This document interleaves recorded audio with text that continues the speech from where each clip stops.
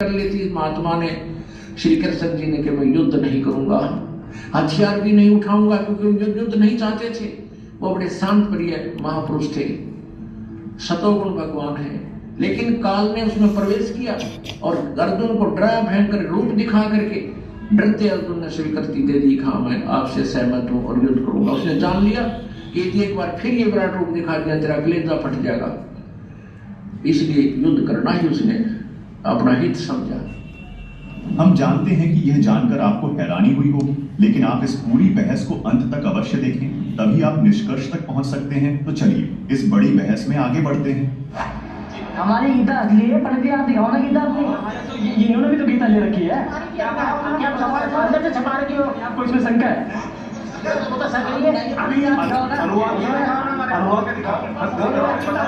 कोई बात नहीं, रुकिए। आपको गीता का अध्याय भी याद होगा, श्लोक भी याद है। तो पंडित जी त्रेता से आज तक कितने साल हो गए? सालों में बता।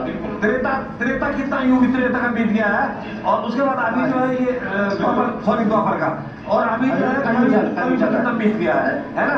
आज तक किसी ने ये बोली क्या? आज कैसे बता रहा? तो सही बात है, द्वापर युग से आज तक किसी ने काल ने बोली ये बोल रहे। देखिए सर, ये तो जायज सी बात है, इन लोगों के भी जो आपने जो झटका दिया इनको, तो ये झटके से झटक रहे हैं बार बार, तो ये झटकना भी ये बिल्कुल जायज है, क्योंकि आपने प्रश्न ही ऐसा कर दिया। जी बताइए, समाज में गलत मैसेज आ रहा है, हम आपने गीता बना रखी है, कोई बात नहीं, अपनी गीता निकाल लीजिए। क्या गीता दिखा दो, अपनी गीता दिखा दो आप। क्या ठीक है, कोई बात नहीं। आप जी हाँ, पहली बात तो आप जो बोल रहे हैं ना कि हम गलत बोल रहे हैं, ये चीज़ हम गलत बोल रहे हैं। हम भी हिंदू धर्म के व्यक्ति हैं, ना कि किसी और धर्म के। हिंदू धर्म की जो पवित्र पुस्तक श्रीमद् भगवद गीता के ज्ञान को ही समझकर हम बता रहे हैं कि गीता का ज्ञान काल ने दिया है, ना कि श्री कृष्ण जी ने। और हाँ, उस चीज़ का प्रमाण हम आपको पहली बात तो पंडित जी शांत हो जाइए। देखिए थोड़ा शांत हो जाइए। देखिए मेरी बात सुनिए। अगर आप इस तरीके से आपस में बहसबाजी करते रहेंगे तो मुझे नहीं लगता है कि हम किसी समाधान तक पहुंच पाएंगे। आप प्रश्न रखिए, उत्तर ये देंगे। जब ये बार बार कह रहे हैं हम प्रमाण दिखाएंगे, अगर आपको लग रहा है 2 मिनट, नहीं रुकिए। जी हाँ, मेरी बात मान लीजिए। आप मीडिया वाले हो, तो आप दिखाओ। ठीक है, आप मेरी बात मान लीजिए। देखिए यहाँ पर आपकी गीता है, आप अपनी गीता यहाँ पर रख लीजिए। जो अध्याय और श्लोक ये बताएंगे वो आप खोलते जाइएगा। अगर इनकी नकली होगी तो ये भी पकड़ में आ जाएंगे। अगर ठीक है, अगर बाकी में ये कहाँ से गीता छपी है बताइए, कैमरामैन से को दिखाएं। ये 17 नंबर है इसका, पॉइंट 3 मतलब गीता है। प्रेस कहाँ से है? मुझे भी यही लग रही है। ये तो फिर एक ही तो है, क्यों पन्ने चेंज कर रखी हो क्या बता? कोई श्लोक मिला लेंगे। अगर आपको डाउट है कि पन्ने चेंज कर रखे हैं तो श्लोक मिला लेंगे, कोई बात नहीं, चेक कर लेंगे। ठीक है। आपको जैसे हम धैर्य रखे हो, आप भी धैर्य रखिए। अगर हम आपको प्रमाण नहीं दें तो तब आप हमें गलत साबित कर सकते हैं। इनका प्रश्न था कि गीता का ज्ञान कृष्ण ने बोला है, और आप कह रहे हैं कि गीता का ज्ञान काल ने बोला है। तो जरा इसमें से दिखाई दीजिए, आप दिखाइए पवित्र ग्रंथ दिखाइए। श्री कृष्ण जी के साहित्य को तो हर कोई जानता है, और उनका साहित्य भी विचित्र था। अब आप खुद सोचिए कि कुरुक्षेत्र की भूमि पर ये महाभारत का युद्ध में श्री कृष्ण जी ने या गीता ज्ञान दाता ने इसका जो वर्णन किया था, श्रीमद् भगवद गीता का ज्ञान बोला था। अब आप खुद सोचिए कि श्री कृष्ण जी तो चाहते ही नहीं थे कि युद्ध हो। उन्होंने कितनी बार युद्ध टलने के लिए बोला।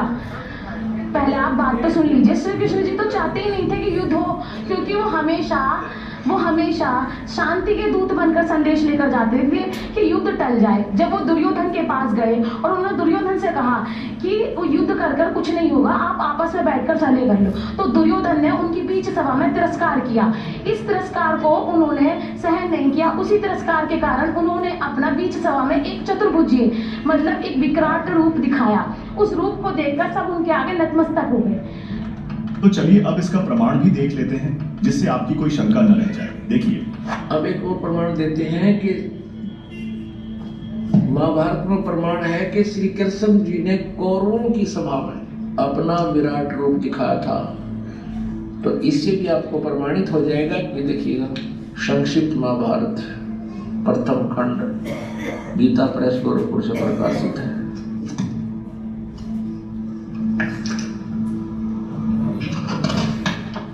इसके वही संपादक हैं जयदयाल गोविंद का, अनुवादक भी, संशोधक और संपादक, और गीता प्रेस गोरखपुर से प्रकाशित है।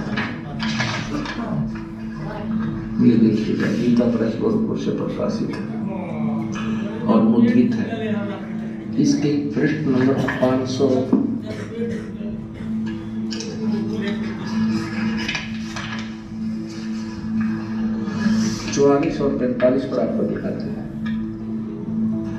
ये है उद्योग पर्व। उद्योग पर्व है दुर्योधन की कुमंत्रणा, भगवान का विश्व रूप दर्शन और कौरव सभा से प्रस्थान। ये 543 पृष्ठ से प्रारंभ करते हैं। यहाँ से दुर्योधन की कुमंत्रणा, भगवान का विश्व रूप दर्शन यानी विराट रूप दिखाना और कौरवों की सभा से प्रस्थान। ठीक है, हम अपने काम की चीज पढ़ेंगे, ज्यादा अक्षर पढ़ना तो घर पे आपके अवश्य रखे होंगे। ये 544 पे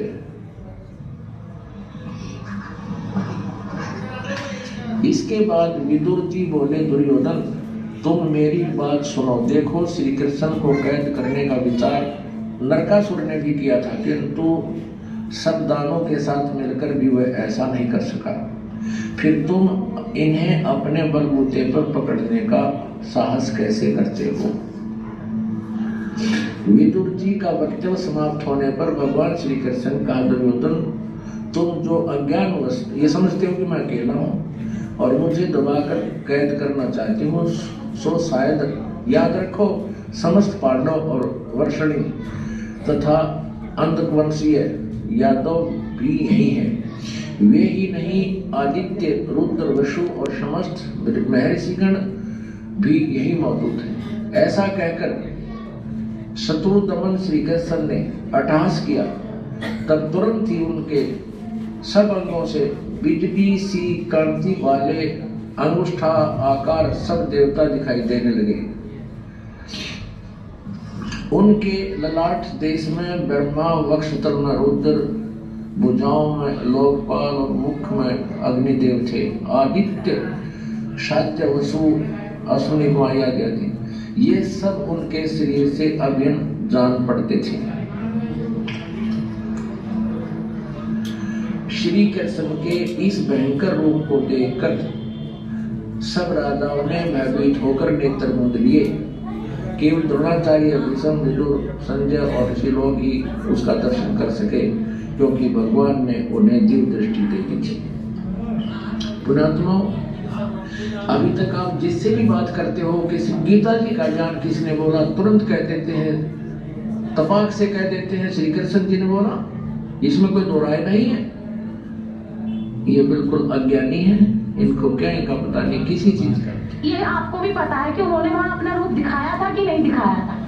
दिखाया था जी, ये तो बिल्कुल दिखाया था जी। दुर्योधन कुर्सी के नीचे भी घुस गया था, दिखाया था। ये तो हम सुनते थे, टीवी सीरियल में भी देखते थे। तो लीला है, कृष्ण भगवान कुछ नहीं कर सकते। बिल्कुल बिल्कुल सही बात है।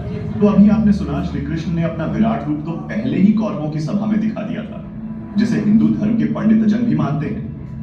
तो फिर गीता ज्ञान देते समय अर्जुन ने जो विराट रूप देखा था वह कौन था? देखिए। तो फिर श्रीमद् भगवत गीता के आप खुद खोलिए, अपनी गीता जी खोल लीजिए, श्रीमद् भगवत गीता का अध्याय नंबर 11 और श्लोक नंबर 31 जी खोलिए।